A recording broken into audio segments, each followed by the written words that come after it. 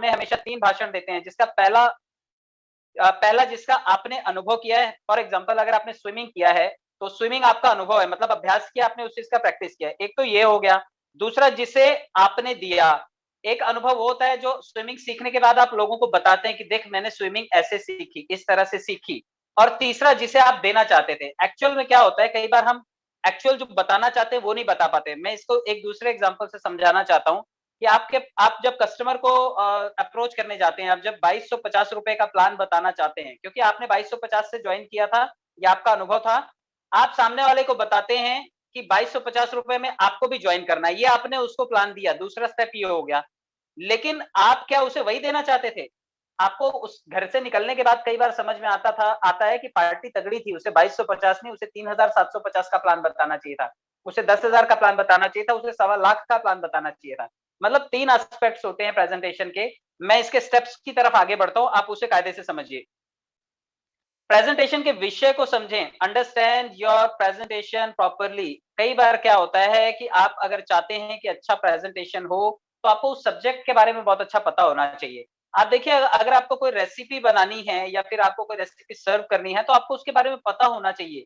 अगर आप सही से नहीं जानते उसके बारे में, तो आप उसके बारे में बता नहीं पाएंगे। कई बार होता है कि पल वाइन को जब आप प्रेजेंट कर रहे होते हैं, शायद आपको फास्ट ट्रैक इनकम के बारे में नहीं पता होता है कि ये कैसे रिवर्स होकर के आती है, लेकिन आप वही टॉपिक उठा लेते हैं, तो आप उसको समझा नहीं पाते। तो आप पूरे प्रेजेंटेशन में से कोई एक आसान सा सब्जेक्ट उठाइए, चाहे वो 4 का मैट्रिक्स उठाइए, टीम परफॉर्मेंस वाला, चाहे वो 10 का दम उठाइए, चाहे वो आप 2020 का कॉन्सेप्ट उठाइए। मतलब जो आपको पूरे प्रेजेंटेशन में सबसे अच्छी तरह से आता है, आप उस विषय को उठाइए और उसके बारे में आप बताना शुरू कीजिए। उसकी हर बारीकी से आप वाकिफ होने चाहिए। प्रेजेंटेशन को बहुत अच्छे से आपको समझना होगा, उसके बाद ही आप किसी को भी समझा सकते हैं।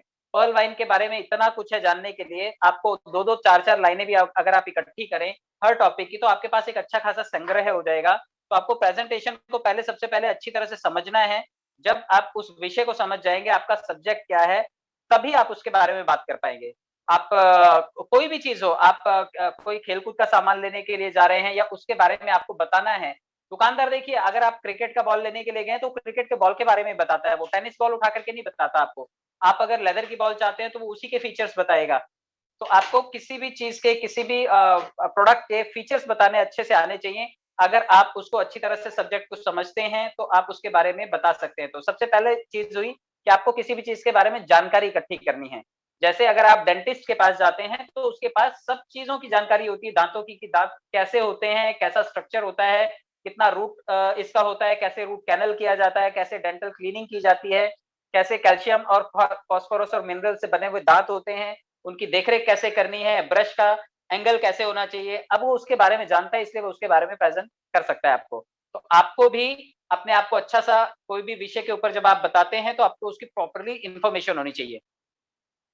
दूसरे दूसरे स्टेप पर आप बढ़िए, तो प्रेजेंटेशन देने से पहले अच्छे से तैयारी करना सबसे बड़ी बात होती है। अच्छे से तैयारी करना। अक्सर क्या होता है कि लोग बिना तैयारी के पहुंच जाते हैं, बाद में याद आता है कि भाई ये तो ऐसा फौजी है जो बंदूक लेके आया, लेकिन कारतूस वो नीचे छोड़ आया, अपने जो आर्टिलरी है वहीं पर छोड़ आया है, सारे के सारे बंदूक की गोलियां वहीं पर हैं। तो आप ऐसा नहीं कर सकते। आप अगर रास्ते पे चल रहे हैं, तो आप कभी भी ऐसा नहीं कर सकते कि आप ड्राइविंग लाइसेंस भूल जाएं, आप ड्राइविंग लाइसेंस घर में रख के आए और गाड़ी चलाएं। तो आप, इसका मतलब आप प्रिपेयर नहीं थे सड़क पे निकलने को लेकर के। आप हेलमेट लेकर के निकलेंगे जब निकलेंगे। इसी तरह से प्रेजेंटेशन के बारे में जब भी आप कुछ करना चाहते हैं, जब भी आप कुछ बताना चाहते हैं, तो उसको सबसे पहले अच्छे से प्रिपेयर करना पड़ता है। बोलते हैं preparation is half the battle one. अगर आप किसी चीज की तैयारी अच्छे से करते हैं, तो समझो आपने आधी जंग जीत ली। तो आपको प्रिपरेशन बहुत अच्छी करनी है। और हो सकता है कि कुछ चीजों में डिफिकल्टी आए आपको, लेकिन अगर आपने तैयारी कर रखी है, तो आप प्रेजेंटेशन को बहुत अच्छे से दे पाएंगे। इसलिए किसी भी चीज को बिना तैयारी किए आप डील करने की कोशिश ना करें। कई बार ऐसा होगा कि आप अगर आप देखिए कि जब कभी मेहमान आते हैं घर में, तो हम लोग प्लान बी भी तैयार करके रखते हैं कि अगर मेहमान ज्यादा आ गए, खाने का अरेंजमेंट कम हुआ, तो हम उसके बाद प्लान बी में क्या ऑप्शन यूज करेंगे। हम थोड़ी बोलते हैं रिश्तेदारों की कि नहीं अभी चपाती खत्म हो गई, अभी आपको नहीं मिलेगी। हम उनके लिए जरूर कोई ना कोई प्लान बी का ऑप्शन जरूर रखते हैं कि अगर ये चीज ऐसे हो गई, तो हमें प्लान बी में क्या करना है। शादी ब्याह में अक्सर होता है कि खाना हमेशा कम पड़ जाता है। आप देखिए, उसके लिए प्लान बी जो होता है, वो हलवाई जो जिसको किया होता है आपने, जो खाना बनाने वाला खानसामा होता है, उसको बराबर पता होता है कि अगर लोग ज्यादा बढ़े तो मुझे क्या करना है। तो इसी तरह प्रेजेंटेशन में सबसे पहले आपको तैयारी करनी पड़ेगी कि अगर आप तैयार हैं